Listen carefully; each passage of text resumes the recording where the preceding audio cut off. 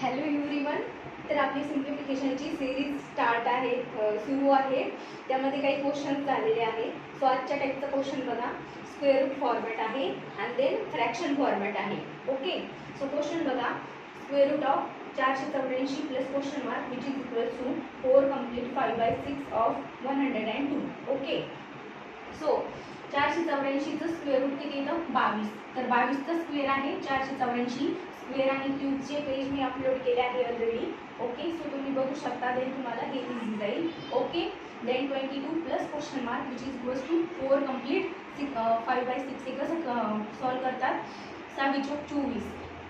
24 आणि 5 29. 29 भागिले 6 गुणिले 102.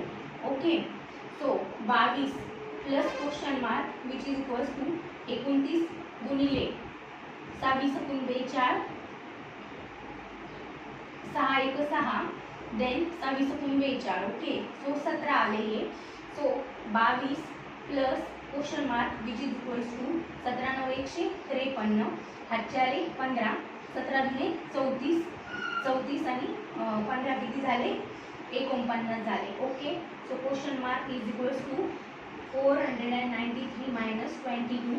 So question mark is equals to 1 then 7 then 4. So किती आलं हे? 471 आलं. ओके, सो हे झालं different type of simplification. Okay, so carefully बघा. ओनली 484चं स्क्वेअर रूट घेतलं, देन फ्रॅक्शन सॉल्व केलं. फ्रॅक्शन कशा पद्धतीने सॉल्व केलं आहे ते बघून घ्या.